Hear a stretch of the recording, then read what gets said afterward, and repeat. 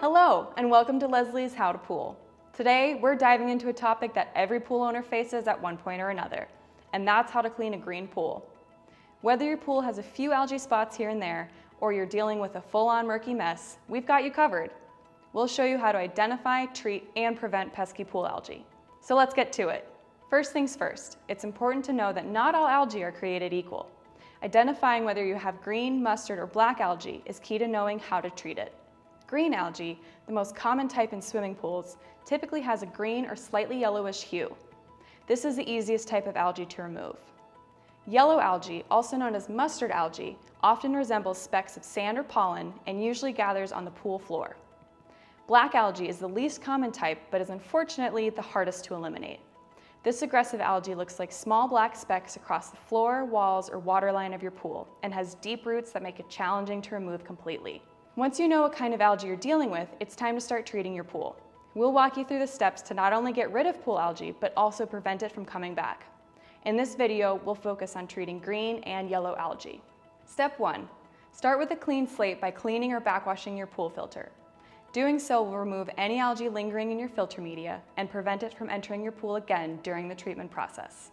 Then, turn your pool pump on and let it run 24 hours a day during the entire treatment process. Step 2.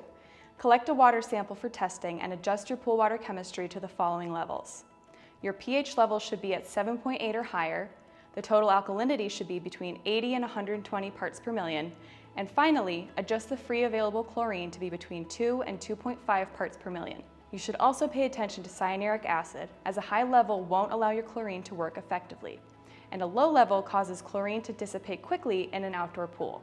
One more quick note. If you notice metals in your pool above 0.2 parts per million, address this first to avoid issues with staining once you shock the pool.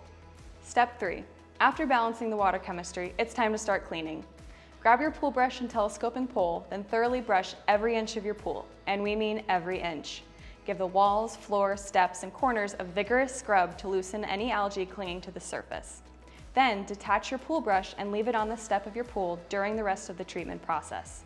This will help destroy any algae in the brush to ensure you don't recontaminate your pool once it's clean. Step 4. Now it's time to treat your water and get rid of the algae. Start by adding the recommended dose of green to clean or yellow out directly to your pool water, 2 pounds per 15,000 gallons. Spread half the dose evenly around the perimeter of your pool, then pour the remainder directly on the problem areas. Wait 5 minutes, then add 2 pounds of granular chlorine shock per 15,000 gallons to the pool. Wait 12 hours, then add another dose of shock. And wait another 12 hours, then add a third dose of shock. Remember to keep the pool pump running on high speed throughout this entire process. Step 5. 12 hours after adding the third and final round of shock to your pool should be free of algae. Test and balance your water within the ideal ranges, and make sure your pool's phosphate level is as close to zero as possible to eliminate algae's primary food source and reduce the risk of a future algae bloom. If phosphates are above 300 parts per billion, use Leslie's No Phos. Step 6. Hang in there because you're almost done. Now that the algae is dead and your pool is no longer a murky mess, it's time to clean or backwash your filter again. This step is vital because it removes any remaining algae that may be lingering in your filter media. While a simple clean or backwash is sufficient for a minor algae outbreak, you may want to consider changing the sand, DE grids, or cartridges in your filter when dealing with chronic or severe algae problems. Then turn the pump back on to resume a normal filtration cycle. Step 7. Once your pool's chlorine levels are below 5 parts per million, add a dose of Leslie's Clear Aid to the water to help remove any leftover dead algae particles. And that's all there is to it. For ongoing maintenance, we strongly recommend incorporating algicide, such as Leslie's Algae Control, into your weekly routine. Shocking your pool weekly, keeping the water balanced, and maintaining a consistent free chlorine level of 1 to 4 parts per million will go a long way in keeping algae at bay. To keep phosphates as low as possible, we recommend adding a dose of Leslie's Perfect Weekly to the pool each week. While cleaning a green pool is no easy feat, following the steps in this video will ensure you clear every bit of algae out of your pool to help it turn blue again. And remember, the best way to get rid of pool algae is to prevent it in the first place. Check out our other video on Leslie's top algae prevention tips, linked in this video's description.